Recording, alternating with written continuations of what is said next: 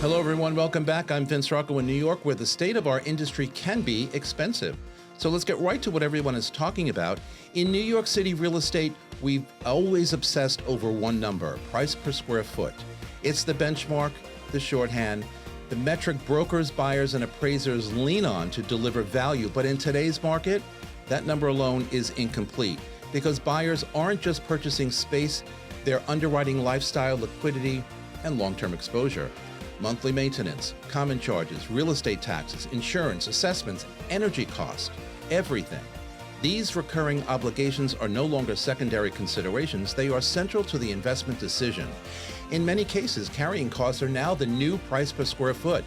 In co-ops and condos across Manhattan and Brooklyn and Queens, buyers are recalibrating what value actually means. So today, we're unpacking how buyers should evaluate carrying cost relative to the purchase price. How should sellers position properties with high monthlies? And how does this redefine value in a market that is more payment sensitive than it was just a few years ago? Because in this cycle, affordability isn't just about what you pay to get in, it's about what it costs to stay in. And on set with me today are Ben Weilich from Brown Harris Stevens, Anna Khan also from Brown Harris Stevens, and Jill Preschel from Serhant. And they join me now to discuss. But first, let me welcome my listeners and my viewers from across the United States and all around the globe. This is Talking New York Real Estate, so let's go behind the headlines and inside the state of our industry. Hi, it's Stephen Bailey from Roadway Moving and Storage. Listening to Vince Rocco, you know the right partner makes all the difference. At Roadway, we deliver an experience your clients will love. For specialized services and white glove care, choose Roadway. Want to learn more? Email me at steven@roadwaymoving.com or visit roadwaymoving.com. Okay, everybody, we are back. So, carrying costs are the new price per square foot. And anybody who knows me, especially, my students when I'm teaching, I carry on about price per square foot. I've said for years and years and years, whoever created that term, price per square foot, needs to be shot because the whole industry has been based on that forever. If someone thinks that the price per square foot is too high, it doesn't work for them, regardless of what the apartment looks like. And I always say when people come in, it's a visual thing. Forget about the numbers, but here they are on the phone. What do you mean $1,700 a square foot? That's insane. Okay, it's in your price point, right? So we've kind of changed. And it's not necessarily only about price per square foot today. And we're going to talk to the experts here today as they explain to us what else is now in the way of value. So, Ben, let me start with you. Are carrying costs now a primary decision driver for buyers, even ahead of, the purchase price, which used to be everything? How much can I get off on the purchase price? What kind of discount can I get? That's all we heard for years and years and years. I don't hear that too much anymore. Your opinion on that? Well, so I think there's a couple of things that people need to base, right, for the purpose of this talk, right? Manhattan real estate the last 10 years, price-wise, absolute price-wise, has remained pretty constant, limited, appreciation compared to other markets. And I love what you said. I think you can look no further on a price per square foot basis than in residential. People buy with emotion and justify with logic is always one of my favorite things. It's well right said. when that moment when Well you walk said. in. So commercial is price per square foot matters because it's all logic. Yep. But residential is different. So let's throw that out the window for a second. So we've had limited, sort of that, price appreciation. And, people are going to have that emotion when they come in. And then the logic, sensations are going to, come in and happen after that. So if you're a broker, what you want to do is you want to get ahead of those things. You want to be a trusted advisor, and you want to know and understand what that story is. So I think being able to peel back the layers of, what's going on behind the maintenance costs and all those types of things, like what's actually driving those? Because if we just look at the absolute number, it's like looking at the symptoms of a disease, not actually what's going on underneath the surface. And I think that's what we're going to get a little bit more into. So we are. And, when I said before, everybody used to be so focused on price per square foot, it was almost like, they would come into an open house or come into a private showing, and they would stand there and actually just calculate this. And it would kind of delude everything else about that apartment, about, the flow, et cetera, et cetera. Jill, in your opinion, how has that changed? Now, I know purchase price is still, important, and if things are overpriced, we're going to need to lower the price a little bit eventually. But there are things, though, these days, especially in this market, that are priced right. And I don't really hear too much about people complaining about the purchase price, but I am hearing more and more about the overall, and they're using the term carrying costs. What are you seeing in your world? I'm seeing exactly that. And what's really interesting is there used to be almost, that a certain buyer of a certain net worth was focused on this number. But I have buyers with net worths of 30 to 50 million that are focused on the monthly because it's all about liquidity. Yeah. So the purchase price is an important factor. But when you think about their liquidity, because many of them in their positions don't have necessarily regular liquidity that they're afforded through whatever businesses they're in, the monthly is actually critical. So this is something I'm working on with a few of my buyers right now. And then to switch gears in new construction, when we're in pre-development and we're planning, that's something we're critically aware of. And how can we work through the Schedule B to make those services realistic and those total monthlies make sense? It used to be $2 a square foot. I mean, I'm aging myself, but now I remember $1.50 a square foot. Okay, so I can go back to that. Mm-hmm. But now, if we're $3.50 or $3, that's a win. We take that and we run with that. I miss those days. $1.50. Don't we all? Anna Khan, my friend Anna Khan from Diva Lane. So great to see you, Vince. Oh, my God, I love having you here. In today's rate environment, though, where we're so focused on interest rates and all of that stuff, how has payment sensitivity reshaped buyers' behavior? Are they still focused on rates? Are they looking at the overall carrying cost? Because, look, I've said many times on this show in the past several weeks, I'm seeing double-digit maintenance increases, common charge increase, double digits. We used to carry on when increases were 3%, 4%, and maybe 5%. You'd say, oh, wow, 5%, that's crazy. We're seeing double digits. So that adds to the drama, right, of carrying cost overall. But what about rate sensitivity? Is that still playing a role in the overall carrying cost conversation? It is, absolutely. Right now we have a short memory. We're remembering 3% interest rates. Let's not forget that 7% is the 50-year average, and we're a point below that right now. So, of course, everybody is calculating their monthly cost. And I believe that the reason that this is a topic au courant is that the interest rate and also the affordability crisis in general in New York City. When a half a gallon of milk is $13, everybody's going to look very carefully and more so than ever at their monthly carrying costs. And one other thing I just want to add is also the dreaded question for co-ops. What is the square footage?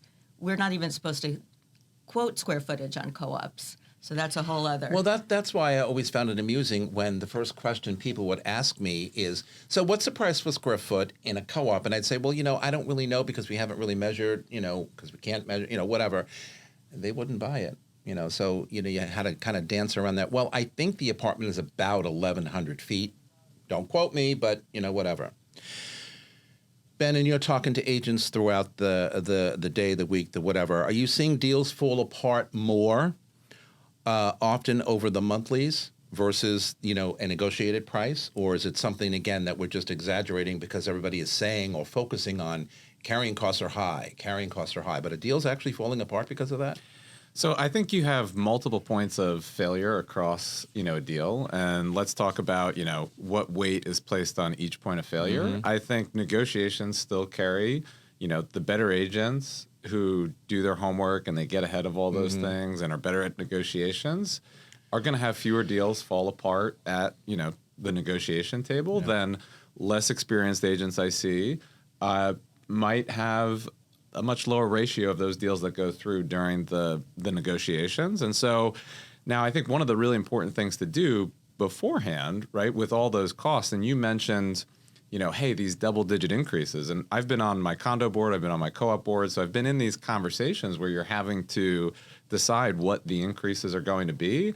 And again, I go back to if you're an agent if you're a consumer, just like we should throw the square footage out, let's throw the headline number of what the carrying cost is out the window. Because to me, that means nothing without knowing what's going on underneath the surface. So I want to know, what's the underlying mortgage? Is a union contract up for review? Is there a big major capital improvement work coming on? And oh, by the way, there's a huge difference between a heating and cooling capital improvement that's $2 million and a lobby and hallway renovation that's $2 million. One of them is going to add equity to your unit. One of them is just going to be a sunk cost. So, once you get below that surface, some of those buildings that have been artificially held low, and you start looking, you're like, of course they had to have those big increases. So there's a lot of nuance there, I think, to the whole picture. So. Yeah, no, I absolutely agree with that. But when we're talking to buyers, okay, and we're trying to advise them properly over, a 5 or 10 year value proposition kind of thing that we used to look, anytime I would sell an apartment, I'd say to a buyer, when we're out there looking, don't only focus on negotiating a purchase price, okay? If you're getting a good price, you may not like the price, but if it's a good price, the value is there today. But more importantly, that value is going to be there 5 years, 6 years, 7 years out when you might turn around and need to sell that. So it's about the value going in and the value when you need to leave. Today I'm hearing things like, well, if things are so expensive now, Vince, we all know that those carrying costs are going to continue to go up. How much value is going to be there in 5 years? So how do we coach our buyers with that? You have to be buying for the right reasons, first of all. Yeah. Right. And so if, when people come to me and they ask, well, what are the hottest neighborhoods right now? Yeah. Right. That to me is the wrong question to be asking. Right. That basically is, how can I make a quick buck? And if you're coming to me in New York City saying, how can we make a quick buck? No. That's not the right question. The right questions to ask are, how am I going to mitigate my losses? Right. And when you look at that, and New York City real estate, and you're buying for the right reasons, it's going to be different for every situation. So if that $30 to $50 million client will be paying an exorbitant amount of rent, and they plan on being here for the long term, that's a lot of potential, sunk costs. But some of them on the luxury rentals in the high-end luxury market are much lower than what it costs them to carry some of these apartments. So then that equation flips. Right. So every situation is a little bit different in every price range right now. And I think that education of what are the right reasons, what does it look like for your financial situation? Because if you have time on your side, you're always going to win on real estate and in New York real estate when you look at a lot of those mitigating factors. And when we talk about the high end, and everybody's got a different number for high end, okay? I kind of like to say it's 5, 6, 7 and above, but most of our industry wants to, bottom it out at say 4 million. Are people who are buying at that price point, 4 million, say, and up, right? 10 million, 15 million, whatever it may be. Are they as price sensitive to carrying costs per month, or is it like, it's a cash deal, I can afford whatever the monthlies are because I'm paying for the apartment or the townhouse, whatever, right up front, and it doesn't really matter what my carrying costs are going to be? Are they especially more sensitive or not at all? So I always say that the people who have a lot of money have it because they have saved and they're very careful about what they're spending. So you can't pull the wool over their eyes to not explain what the costs are. And they want a building that's solid. And also, it's very important to not forget that what carrying cost is shown when we show an apartment is actually there could be an assessment around the corner. So those people are going to be as careful, I believe, as the lower end of the market in assessing monthly cost. You bring up my next question, and it's about assessments. Again, I'm in this business for 24 years, and I have never, I don't remember seeing as many buildings today or then having as many assessments as today. It's almost like every building you go into. And the problem, that I'm encountering in a lot of buildings is they're kind of indefinite assessments, time frame. Yeah. There's no end date. Yes. Or when there is an end date, it it's gets not an assessment, pushed. that's an increase to your maintenance. Thank you. But in addition to that, there is an increase in maintenance. So, Jill, when your buyers are out there and they look at these assessments, are they getting scared off at $500, $600, whatever the $100 in addition is, or are they just saying, well, it's going to go away eventually? I mean, I just lost a deal last fall, because the building couldn't give us an end date. And my buyer is kind of like just stretching and saying, okay, I could afford that extra $500 for a few months, but I can't do that indefinitely. You know what's really interesting? So with this particular buyer that I'm working with that has the net worth in that range, the homes that we're looking at are around $5 million. Won't look at anything with an assessment. Just won't look at anything Right. with an assessment. When I had someone that was purchasing for their daughter that was in grad school, we found the building that we all loved, that made sense in that building, a never-ending assessment. We went in eyes wide open. We negotiated a credit. We explained sort of what that was going to look like. And they were okay with it. They were comfortable with it. But to your point, most people are not. A never-ending assessment is really a wild feature of a building. They weren't able to explain what it was going towards and why. So it is essentially an increase. And then what I think is interesting is most of my folks that are the $5 million and above are not all cash these days. Most of them are leveraging some sort of other vehicle or utility to purchase. So that monthly does come under scrutiny.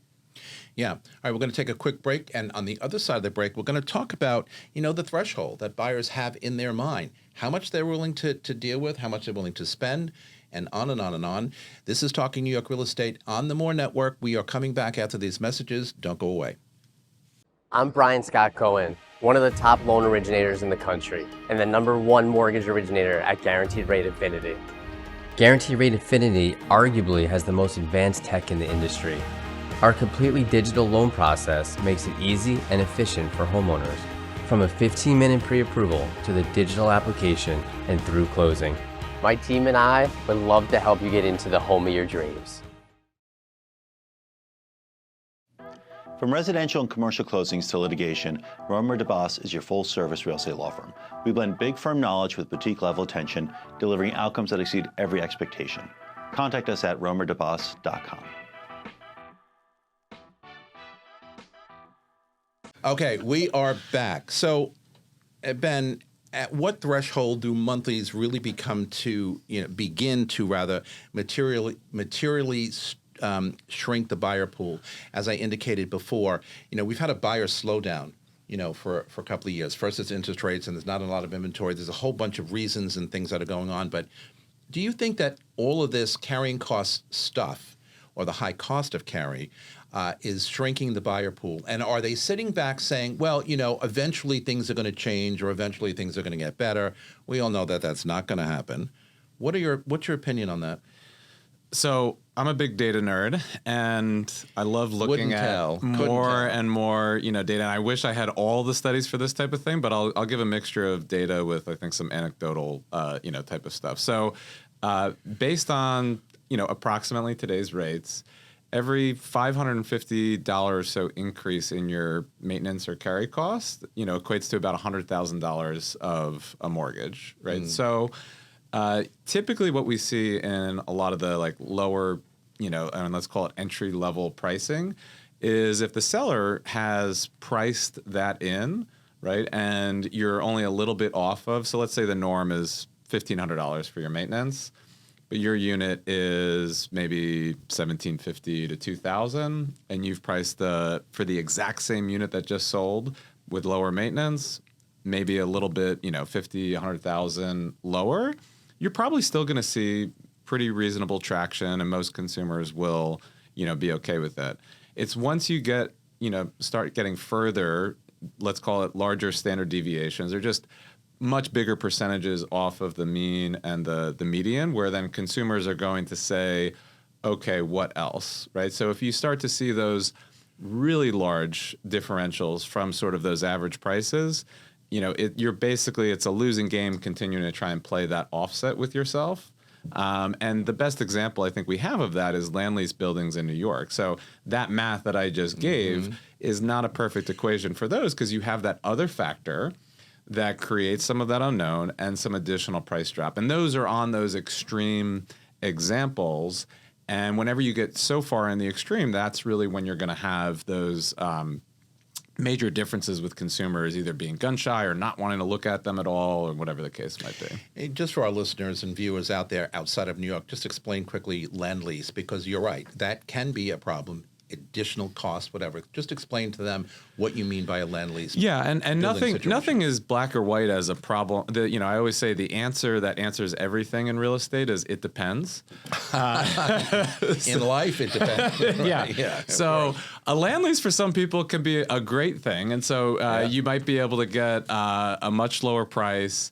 And it's a well-structured land lease, so this is by no means a knock on land lease buildings by any means. So no, not at all. Yeah, Just it's where in very basic terms, a traditional building, you own the land and you build on the land, so you kind of own everything there. If I went and bought a plot of land and then you, Vince, came and said, "Hey, I want to build this building on top of it," I lease that to you for $1 million a year. And now all the people who own in this building, in addition to their regular operating costs, have also this lease they have to pay. There are, it's probably another podcast in terms of the technicalities on that and what to look for, but at a very basic level, that's what we're looking at. I was going to say that's all of Battery Park City. Yeah. So Yeah, it's exactly. Not It's not uncommon for the most part. Yeah. Yeah. And what you find down there in Battery Park City are lovely homes, beautiful views. Yeah. Lower priced, Yes. because taking into consideration, the extra cost of the land lease, elevating your maintenance. But Joe, let me ask you, so when you're listing a property with elevated, monthlies, higher than normal, for example, how do you control that narrative? I mean, Ben touched on it a bit, you all touched on it, but really when you're going to market with something that has a little higher monthly or carrying cost than the next, how are you controlling that narrative? Because people are going to ask you, and we have to be prepared, right? Absolutely. In new development, very often the conversation is with the developers, and very often we see developers buying down the monthlies or subsidizing it. And then there's a secondary conversation with brokers and buyers regarding what that looks like for you in the future. How long is this buy down? What happens to your monthlies thereafter? On the resale side, it can be tricky. So, talking to a developer is a different conversation than talking to someone who... Indeed it is. Yeah. Indeed it is. So being able to have two separate conversations, typically it's understanding that whole monthly nut as it relates to, what would someone be paying if they're renting in this market? And now how do we do that math so the price is desirable enough to offset all of that math? How can we make ourselves really appealing? Yeah, and that's paramount, in my opinion. But Anna, can aggressive pricing, again, going to market with a listing, we decide, okay, so the carrying cost may be a little high, so we're going to price this aggressively or lower than, I hate to even say the term lower than market, okay, because a lot of sellers don't want to deal with that. Does that help at all when you're aggressively pricing because of higher carrying cost, or does that stigma linger regardless? You have to be very careful about pricing too low because it won't come up in the search. So you can't have a $500,000 two-bedroom and nobody will see it. So sometimes what we do is we'll give a 6-month credit at closing, a maintenance credit, a 1-year credit. Pricing too far off the market, you have to be very careful. And like Ben said, it's important to explain the monthly costs. So to explain, here we are with the price, here we are with the land lease. How long is the land lease? Some land leases you have 100 years to go. You don't have to worry about it resetting. Other land leases are coming due next month. So it really is a matter of the due diligence and having an excellent attorney, an excellent broker to advise you so you know exactly what you're getting into. Ben, Anna brings up a good point here, and we see a lot of it sometimes in new development, and we certainly have seen it now in on the resale side, these credits, okay? Maintenance is high. Carrying costs in general are high. So sellers are willing to give a credit of whether it's 6 months, a year on something. Are we seeing a lot more of that than ever before, or is it just something that, is happening? I think it's always just it always has happened in sort of one-off cases. I don't have any data on how much more, it's potentially happening. You've seen more of it at different points. I don't think there's a huge amount now, and there's more psychology, I think, involved with that. I think most consumers that I have seen are like, yeah, I got a credit, I'm just going to take that, and that's what I'm going to use for my furniture. Or, they're not actually allocating it to the maintenance costs and things like that. So it's that I'll buy a car. Emotional feel towards the apartment. I'm feeling frustrated about this thing, but now I feel like I've kind of won. And I'm going to use it for this other thing, and you know what? I can justify whatever this maintenance thing is going to be. And again, it's all within reason, and I think each consumer's risk and reward profile. And Jill touched on this a little bit before. How much do you love the apartment? How big is the risk of some of these things? Because there's sometimes no amount of credits that are going to overcome if someone's very, very sensitive to those types of things. So, those are used, I'd say, just to like let the air out of the balloon at the end. They shouldn't be used as like a hammer and just trying to go around and hammer everything that's in your site. Yeah, and as I talked about before, value when you're buying an apartment should be there when you're buying it in the beginning. And I talked about it in the intro, and then also when you sell it at some point. But my question really is, are sellers actually being forced to reconcile, pricing expectations, keeping all of this in mind? Value, faster sell, easier sell. Yeah, the monthlies are a little higher, but I have to be concerned about a buyer coming in and their affordability on a monthly basis. Can they afford to do this? Because, by the way, I'm going to be sitting with my apartment. I'm talking to a seller. We've been back and forth now for, what is this month? March, from December. And we haven't listed yet. It's a 2-bed, probably going to be in the 1.4, 1.5 range, but in a building I sell all the time, and I sold them the apartment. But they're not being sensitive to the overall carrying cost or the monthlies. They want their number. And that's what they need, or that's what they say they need, or that's what they want. And as a result, how many months have gone by? 4 months, almost 5 months, and we're not listed. And when we do list, who knows how long it's going to take to sell. So I try to, and maybe, I need to figure out my negotiation strategy a little better, but I'm trying to figure out ways to convince these people. And it's not just them. It's a whole bunch of people, from what I'm hearing, that market shifts, market changes, monthlies are higher. I understand you want X amount of dollars for your apartment. You ain't going to get it. I had this conversation recently with a seller. Oh, well, you all have. Yeah. We all have. We tested the market at his number for a month and a half. Yeah. And I was reporting to him regularly, no bites. Inquiries, responses. Yeah. But nobody wants to see the apartment because once we talk through the details, there's no interest.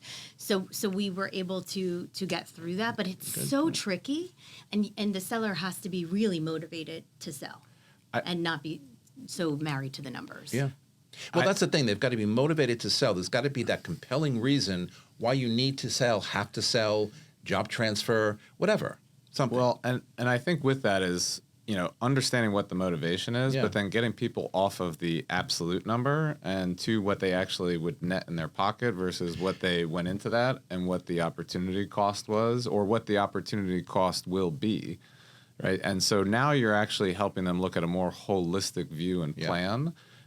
Which I see a lot of agents miss on because we all get so fixated on the actual price, right? So if I sell for $100,000 less, but based on when I bought, I put in $200,000 and now I'm going to see $400,000 out.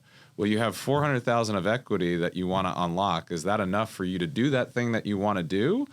And oh, by the way, if this continues to deteriorate, what else could you be doing with that $400,000 that might be a better, use? So you have to forget the past and where are we today and what's the opportunity cost there? There's the operative word or phrase. We have to forget the past. You are so correct. I mean, you couldn't have coined it any better. I mean, I walk around real estate life every week saying, forget the past. There we go. We all know people overpaid. We all know that people bought in cycles where the market was higher. And so when they sell or need to sell now when the cycle is lower, I need to get my money back. Well, you're still going to make hundreds of thousands of dollars, but you're not going to get what you want. But, it's like, and I think I'm a good talker. I think I'm a good negotiator. You are. And one of the best. And when I can't get sellers to understand that it's just not going to happen. And I think what we're all saying is that because of affordability, because of monthlies, maybe there has been a softening of pricing. And, maybe our sellers are not yet as aware of what we're seeing. Right. And is it they're not aware, or they don't want to be aware, or they kind of do this, yeah, I hear what he's saying or she's saying, but you know what, really? Well, there's a lot of I'll come out and ask sellers point blank sometimes, if you're fixated on this absolute number, is that because you want to feel good when you're talking to your friends about what you sold it for? Or do you care about, what's actually in your pocket? And some people will say yeah, no, that matters to me, which is interesting. It is very interesting, but I've heard the same. Yeah. Yeah. A quick fun one, my Jewish mother would always, say, expecting someone else to change is like taking poison and expecting the other person to die. So there you go. I was going to say, is that... And there's that. Yeah. I feel like No my matter how family good said you something. are. No matter how good you are, there's that. Exactly. Anna, how much are buyers really scrutinizing, building financials, reserve funds, pending assessments? We know that the attorneys go through all that. But when the attorney reviews that process, that due diligence process with the buyers, how close are they really paying attention to the building financials or the reserve funds or, what's pending in assessment? For example, if the reserve funds are low and local law 11 has to happen, which is pointing of the bricks in the building, which, every 7 years, I think it is, or lobby has to be, fixed or whatever. Do they take that into consideration when they're buying, or are they just so enamored with buying in the New York real estate market and I'm getting a good price and, well, what may happen happens? That's why they look to us. I won't take a buyer to Yes. a building that has poor financials. We know which buildings are solid and which are not. And of course, they're going to, maybe at first they have that emotional reaction, but once they get to the due diligence and their issues, they're not going to put their money in a place that is not a safe investment. Right. And we don't want them to. I talk people out of selling and buying every single day. Capital gains. You have to look at the full picture. It's not the first apartment. It has to be the right decision, and it has to be a solid investment. I agree. But reserve funds, most building co-ops, right? We're always looking to, and by the way, co-ops today, when they need to go out there and get more money or refinance, they're facing the same interest rate issue that buyers are.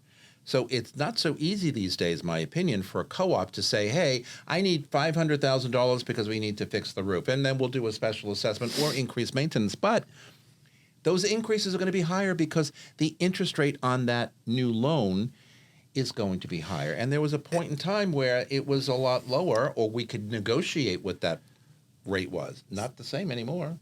You're an investor. I want to play devil's advocate for a Please second do. there Yeah. on that, just not to be, counterculture here on this. But while that is right in a lot of instances, you also need to look at, and this is where the devil's in the details to what everybody's saying here, right? If your mortgage cost, so there's a couple different ways the co-op can finance that. If they're paying interest only, they're not paying anything towards principal, they were at a crazy low rate, and that mortgage cost makes up a large percentage of their mortgage because they have, not a lot of staff and things like that. Of their maintenance costs, then yeah, that's going to be a big deal. But if you're in a building with a huge amount of staff, let's say they've been paying down that loan over time on the principal basis, and that loan only makes up 10%, let's just say, of the maintenance costs. Well, even, some consumers during due diligence, they might see a 25% increase when they go to refinance the loan. But what is that in terms of the actual cost of the maintenance? Well, that's 2.5%.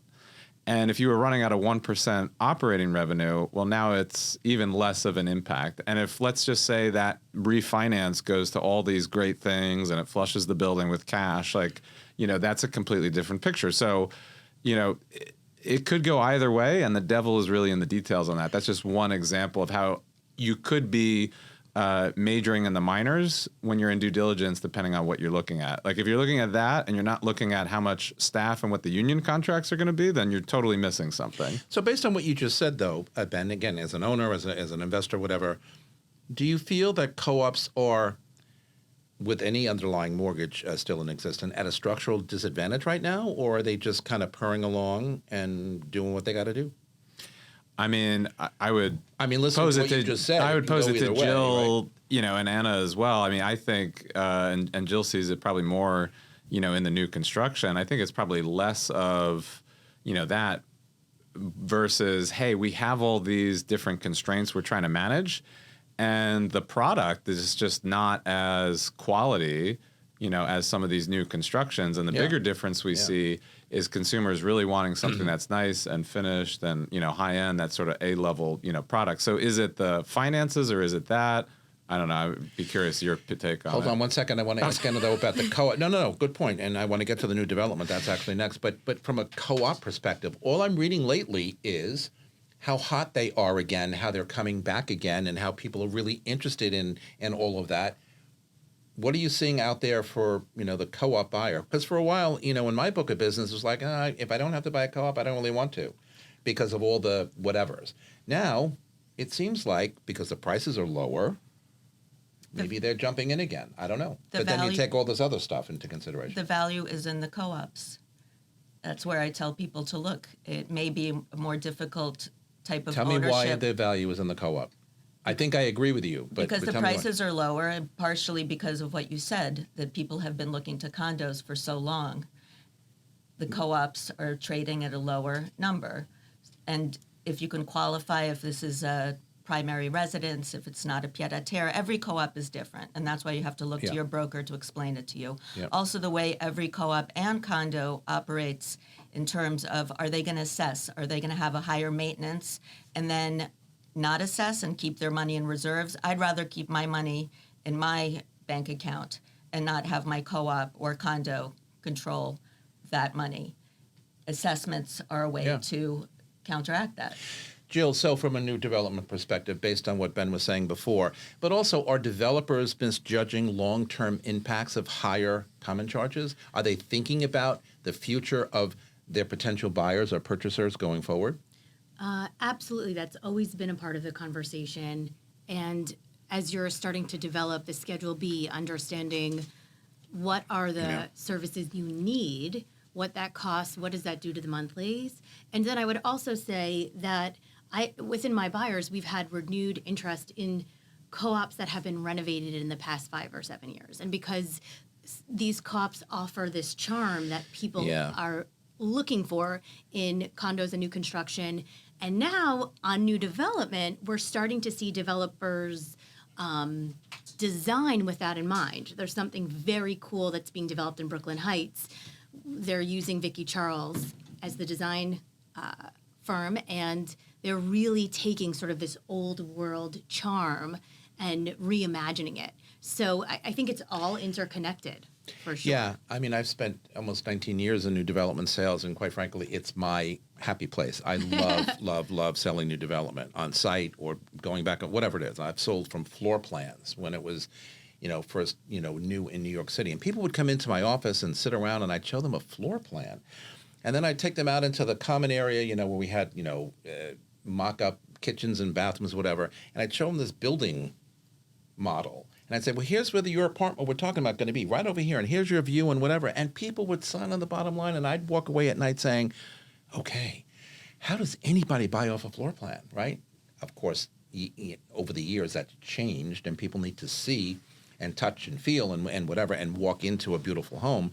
But new development is a phenomenon, okay, and has been. It's slowed down a lot like everything else has. But when you compare it to resale, whether it's co-op, whether it's condo, people still, I believe, want to purchase in a new development, but the pricing is high. Now, you don't have assessments necessarily, and you don't have flip tax, right away. But as a brand new purchase, people are more incented, I think, but the prices are high. The prices are going to get higher too because of tariffs and the cost of the materials. Mm-hmm. Right now, we're in pre-development on a few buildings where we've had to reimagine facades, reimagine just design features because we can no longer get that material, or we can no longer get that material for that price. So it's going to be interesting, and I do think that the average price point of new development, we will see that going up in the next 2 to 3 years for sure. Reimagine is such a beautiful word for we want to still make it look good, but find a lower cost material. Reimagine is a great word. It's a great word, right? It could be a song title. It could be anything. That's right? going to be my hammer now in conversation. I mean, you need the jazz hands when you say it. My last new development project, the one before my last one, was right after COVID, and we were stuck in the supply chain delivery issue, and so we were ready to close, and people were yelling and screaming. Their rentals were coming up, blah blah. We couldn't close because several of our kitchen appliances were stuck and floating in the ocean somewhere. Right. So I had to have a hissy fit and yell and scream at the developer and say, "Hey, cancel the order and buy domestic. Who cares?" Right. Put an amendment to the offering plan saying we're changing the appliances, which is okay, with the Attorney General's office. We got our supply in weeks, and we were able to close. Brilliant. But he was sitting there, standing on his laurels, saying, well, they're stuck in the ocean. Okay, you're going to go and pick it up? And how are you going to do that? Wasn't there a development company that purchased a glass fabrication company during COVID because they just couldn't get the glass? So they were like, great, we're just going to buy a company and do it ourselves. There you go. Yeah. All right, we've got to take another quick break. We're coming back for our last block right after these messages. Don't go anywhere. This is Talking New York Real Estate on the More Network. Hi, I'm Dylan Pachulik, CEO of XL Real Property Management, New York's most trusted name in luxury property management since 2012. We specialize in managing individual apartments, townhouses, and rental buildings held by absentee owners. We maintain our properties with the highest standards of quality and service so that owners can choose a hassle-free approach to real estate investing. Rented or owner-occupied, we handle it all. For more information, contact us at xl-rpm.com. Okay, we're back with our final thoughts here, last block rather. We talk about all of these increases in monthlies, increases in carrying cost, interest rates being what they were. Do you think all of it, whether it's new development, whether it's co-op, whether it's condo, do you think all of it fundamentally changes? And we touched on this, throughout our conversation today, but do you think any of it really fundamentally changes the way we look at value here in New York City real estate going forward? I mean, we all know value is important. We all know New York City real estate is priced higher than, anywhere else in the world. We all know that New York City real estate is a fascination around the world, okay? This show is a global show. The reason why it gets the numbers it gets is because people around the world are fascinated with what we do and talk about in New York City real estate. How is this affecting the overall value in the future? Because we have to think about value in and value out. As I said at the top of the show, and I'm probably going to repeat it in the close, it's about getting in and being comfortable, but it's about staying in and being comfortable. I think value is very multifactorial. So there's not one thing. And I think a lot of times people and consumers, for sake of mental simplicity, want to find, okay, what's this one thing that's going on that's going to determine, my value? I own property in 5 different states, and it's not to tout anything other than it's very interesting to see how value moves over time between different markets and what the reasons are for that.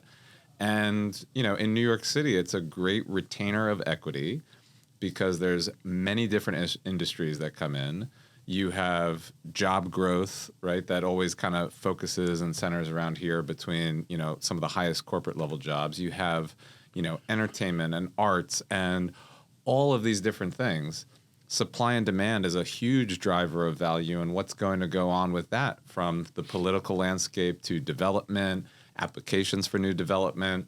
So there are many, many, many, I'd say multifactorial aspects of value. But when you dig in the surface of New York City real estate, when you look at all those, the headline of the story is it makes us incredibly resilient, very good in terms of mitigation of risks. We might go through times where we shoot up a lot. We might go through times where it stays stable, but you're generally not going to lose, too much, which if you're in it for the long game is really good. And you should, if you're a consumer, understand all those factors to value.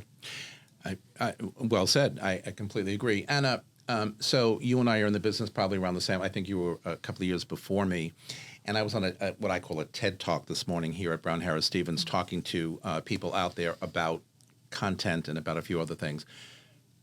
But I want to ask you, and I'm going to ask everybody the same question, say 24, 25 years ago when we started.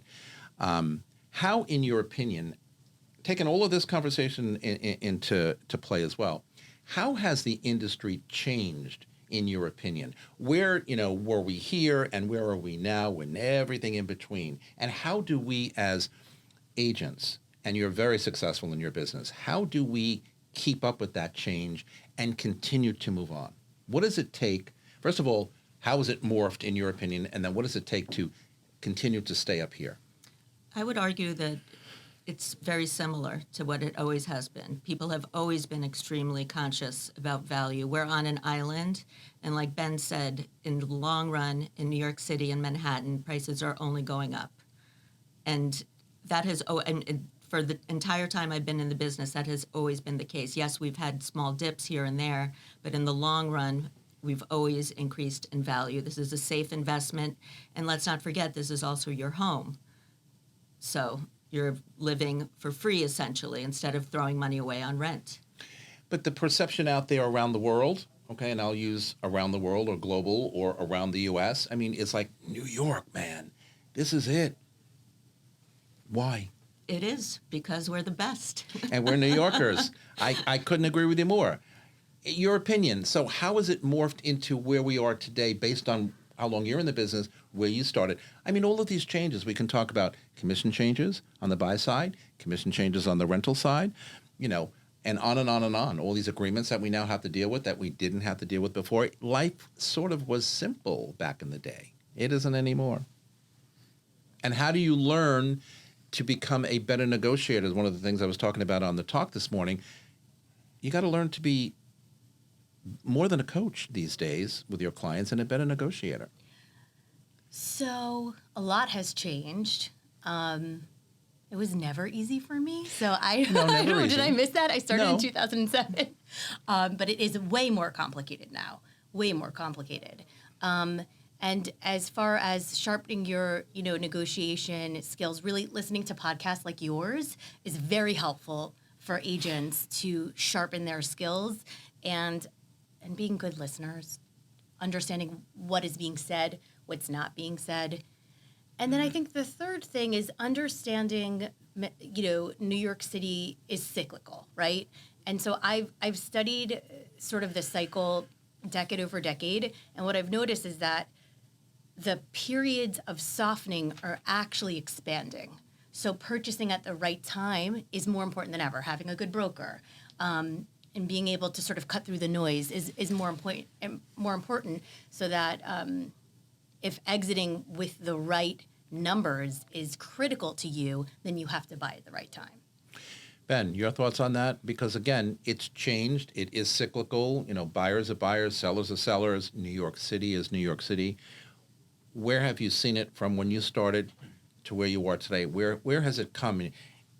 Are we in a good place? Are we still trying to get to that good place again? What are your perceptions on that? I think one of the things that's always stuck with me is New York City is not a city of New York. It's not a city of the United States. It is a city of the world.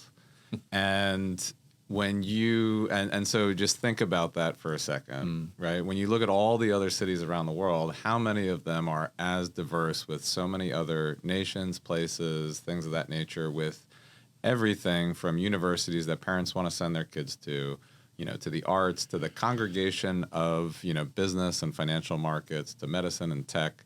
So the ease in which people can develop those relationships and, get things done and have amazing experiences here, I think is the common thread and common bond of it. It was a world city. It continues to be a world city, and, and it is, and that's what keeps that, I think, demand so, valuable and high. What's changed is that, we have had to have even more grit as a city in the face of changing political environments and regulations and, things going on, in our country that, impact the city and things of that nature. And at every single turn, it really shows the strength of that world city because we're able to pull through it every single time. And it just makes us better and better, I think, as time goes on. Yeah, I agree. And, one of the questions people ask me all the time is, my family lives in the suburbs, like an hour north of here in Westchester, and I know you're from the suburbs as well. Why is New York City kind of slow down? Why is New York City kind of like big bump in the road when everything residential-wise in the suburbs is flying off the shelf? Now, my first answer is, well, because you're hundreds of thousands of dollars cheaper than us, but for the most part. But the burbs are moving, and inventory is moving. I mean, where my family lives, if something goes on the market within a week, it's gone. And a lot of times there are bidding wars. I've had people here from Connecticut. I've had people here from Westchester talk to us about it. It's not the same in New York City. Why? Why? Well, part of it is COVID. People are working from home. So it's easier to live in the suburbs. You couldn't do that when you had to come to the office. But we're 5 days 6 a years week. later. I hear you. You're right. But I'm like, okay, let's get on with it. Right? I kind of have a funny play on, and I have no political stance here, but Bill Clinton on his 90s campaign would have something where it's the economy, stupid, and I would just say with that is it's the economics, not calling people stupid, but when you look at the supply and demand, supply is the biggest driver. Like everything can always be pinpointed back to supply and demand. Always. And in the suburbs, because of what happened during COVID and where rates are and people staying in place, the supply is still substantially lower compared to historical levels than New York supply at the historical levels. And you need to look no further than that. Now, there are aspects that drive that, but it is the economics. So It's the economics, and we've talked about it on the show. In fact, just a couple of weeks ago, I think the guests that were here, we all kind of agreed that supply is going to be our biggest problem this year, and not interest rates or not even carrying costs. I mean, they're going to be, out there, but supply is our issue. We all remember the days when we can go out there and show a new buyer of ours 15 apartments in one day. Rent a car service and schlep around the city, whatever, and 10, 15 apartments in a day, and then 2 days later start again. I mean, I'm lucky if I can show 3 or 4 Well, in we a only day. have 5,383 listings in Manhattan right now. Okay. When we started in the business, it was closer to 15,000, so 3 times more. Yeah. And it was interesting for us as agents because I got to tour all of these apartments. We used to go on tours also, learn the inventory. As I tell brand new agents all the time, learn the inventory. That's how you're going to be credible in your industry, with being able to understand what buildings are all about, neighborhoods are all about, etc. Let's talk briefly in the few minutes that we have left about, we talk about the sales market kind of like slowed down, carrying costs, whatever you want to, call it. Rental market is booming. And rental market, I think I saw something recently, yesterday on social media, where one of my broker friends posted, the New York City rental prices have gone up again historically and completely out of control. What is that about? Yeah, we're seeing rents at 100 per square foot gross being sort of a norm for a lot of downtown rentals, which was never the case. But it's increasing all over. I have a crazy story. We put something on the market for $22,500, and it rented per month, and it rented for $37,000. That is crazy. Is that crazy? That is We had crazy. 5 written applications. How big was the home? It was a 4-bedroom. Oh, it's a nice Yes, size. nice 200 Amsterdam. Oh, Beautiful home. Yeah. Oh, Yeah. 200 But Amsterdam. Yeah. I've never seen anything like that. $37,000 a month. Congratulations. I mean, I'll go back to my But previous. you can't rent that kind of place anywhere else but in New York, which was my point before about New York City. But go ahead. Well, and that's a really interesting point, because I think what a lot of people miss about some parts of New York City real estate is I think we've talked about this before, that intrinsic artwork value to some pieces of property, whether it's a rental or a sale, that you can never truly capture when it's low, supply. But I'll go back to the economics again, right? After the 421As left, we're going into a glut right now where the 485Xs have not replaced it. The city of Yes hasn't replaced it at the same level. So rental supply, way, way, way, way, way low compared to historical levels. And then you bring in the FAIR Act and a lot of the different regulations, and none of them have helped the supply factor, and which it just keeps driving this higher and higher. So we keep missing that, when did rents come down the most? During COVID, when there was a flood of supply. right? So, what are we doing to increase the supply factor with all that? And until that changes, you're just going to keep seeing that happen, with rents in terms of the growth there. Talk to us a little bit about, we got a few minutes left. Where do you think we're going to go the rest of 2026? We just started a new year. I can't believe we're already into almost the end of the first quarter. It just flips me out when I think we're in March already. What are your predictions for the balance of 26? Better than 25 and 24? About the same? And what may be some of the hangups, if not a good prediction? On the buy side, there's no other way I can describe it besides frenzy. The sort of high net worth individuals I'm working with, it's these homes come on that are desirable and well priced, and they're moving very quickly, and there's limited inventory. So there's a bit of a frenzy. On the sale side, I would say if you're not priced exactly right, then you'll languish. And on the new development side, we have to recalibrate pricing a little bit to make ourselves appealing again.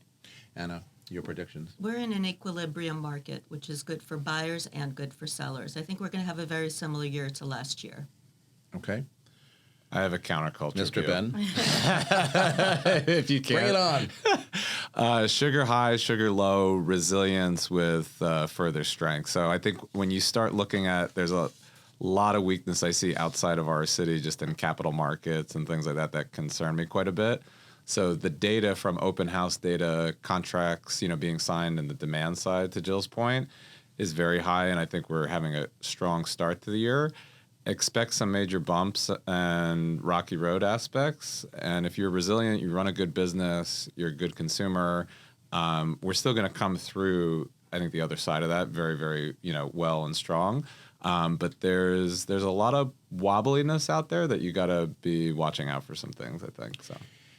Indeed. Okay. With that, we're going to come right back with my final thoughts right after these messages. Don't go anywhere. This beautiful set here at Studio 1873 is brought to you by the Everset. The Everset provides full-service staging and furniture rental solutions in the New York area. For more information, please visit us at staging.theeverset.com or email us at staging@theeverset.com to request a free proposal. Okay, everybody, we are back with my final thoughts. So for years, price per square foot was the headline number. It was clean, comparable, and easy to communicate. But this market is demanding a more sophisticated lens. Carrying costs are no longer background noise. They are central to valuation, liquidity, and risk. Buyers are underwriting monthly burn with the same intensity they once preserved for purchase price. In a payment-sensitive environment, affordability is defined by cash flow, not just acquisition costs. This doesn't mean price per square foot is irrelevant. It means it's incomplete. Smart buyers are analyzing total cost of ownership over time. Smart sellers are understanding that elevated monthlies shrink the buyer pool, and smart brokers are referring value through the lens of long-term sustainability and not just headline pricing. In this cycle, discipline wins. Buildings with strong financials, reasonable operating expenses, and transparent governance will always outperform. Properties with bloated costs will not. And that's it. We need to understand value. It isn't only about getting in, it's about staying in and holding. And that's our episode for today of Talking New York Real Estate. We should always remember it's not about grand promises or overnight change. It's about intention. Choosing clarity over noise, growth over comfort, and being deliberate with how we show up every day. Thank you for listening. Thank you for watching and being a part of the conversation. If you think this episode brought value, share it, subscribe, and keep asking the questions that matter.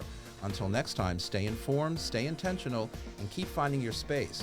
You can follow me on Facebook, on Threads, Instagram, LinkedIn, Blue Sky, Substack, or TikTok at Vince Rocco. And George Allen Sr. said, success is what you do with your ability. It's how you use your talent. And from all of us here at Talking New York Real Estate and the More Network, to all of you all around the world, thanks for spending a part of your day with us. I am grateful. Keep thinking the good thoughts, and I will see you next time. Goodbye, everybody. What do you really need to know about buying or selling a home? First, it's serious business, and it's complicated.